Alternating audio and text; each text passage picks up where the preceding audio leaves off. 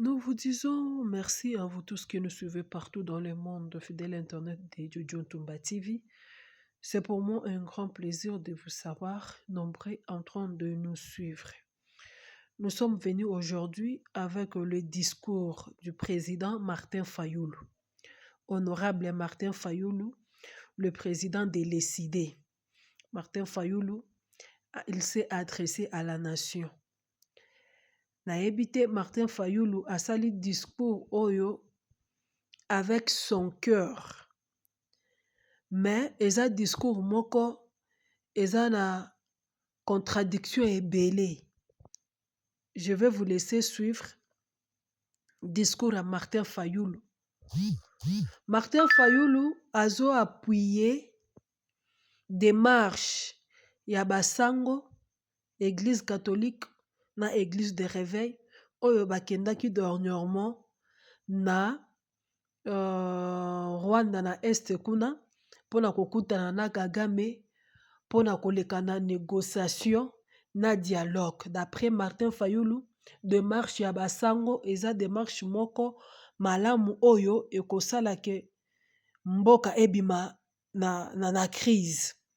Et d'un côté, Martin Fayoulou a condamné avec énergie le barbarie, la criminalité, nous sommes salema na est du pays, a sengi na nanga, a déposé ba armes, a cessé le fait, ce qui est une bonne chose. Il a joué un rôle. Il y a compatriotes. Tant que compatriote, mutunyo soza na posa mboka na minute oyo à tenir d'un côté discours à Martin Fayoulou les a bien parce qu'il a bien dit que tout mettre à côté nos divergences mais tout t'inquiète mboka. C'est ce que vraiment j'ai aimé dans le discours de Martin Fayoulou. Alors d'un côté bandekonanga ezo sala pasi. Moi je pense qu'il est temps de se mobiliser, de se soutenir main dans la main.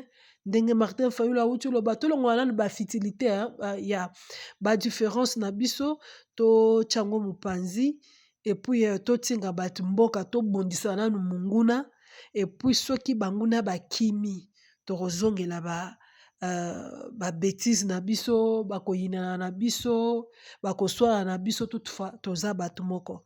Je vous laisse suivre le message de Martin Fayoulou. On se retrouve après. Mes chers compatriotes, notre pays est en train d'être détruit sous nos yeux. Il est impératif d'agir sans tarder pour empêcher l'irréparable, à savoir la balkanisation du Congo. Une menace imminente qui met en péril notre souveraineté. Nous n'avons plus d'autre alternative. Il est temps de sauver notre nation du spectre d'effondrement.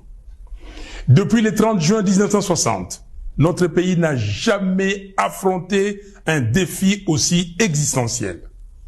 La guerre qui ravage actuellement notre territoire menace l'unité de notre nation.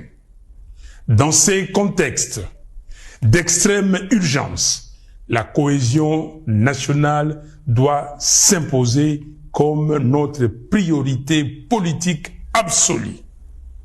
Chaque jour, nos villes, nos territoires, nos villages et nos provinces tombent sous le joug des agresseurs, tel un héritage laissé à l'abandon. Combien de morts faudra-t-il encore pour que nous prenions pleinement conscience de l'urgence d'unir nos forces, de transcender nos divergences et de trouver une solution pour préserver les 2 345 410 km² de notre territoire. La balkanisation du Congo, insidieusement orchestrée sous nos yeux, ne saurait être tolérée. C'est un projet ignoble, une profanation de l'héritage légué par Simon Kimbangu et Patrice Lumumba. Aujourd'hui, plus que jamais, il incombe à chaque Congolais d'assumer sa part des responsabilités dans la lutte pour la sauvegarde de notre pays. Cette guerre, ces souffrances, ces vies fauchées en grand nombre nous enjoignent à un profond changement d'attitude. Nous ne pouvons plus nous permettre l'inaction ni la complaisance. Il est de notre devoir de contrer ceux qui cherchent à diviser notre peuple et à nous précipiter vers notre propre perte. Face à l'ampleur du désastre, la division interne est un luxe que nous ne pouvons plus nous offrir. L'initiative congolo-congolaise, que nous qualifions de processus de Kinshasa, proposée par la CENCO et l'ECC, constitue une opportunité historique pour mettre fin à la guerre et reconstruire notre pays. Ce projet ne se limite pas à un simple appel à la paix. Il incarne une profonde refonte de notre approche politique, une véritable révolution dans notre manière de vivre ensemble.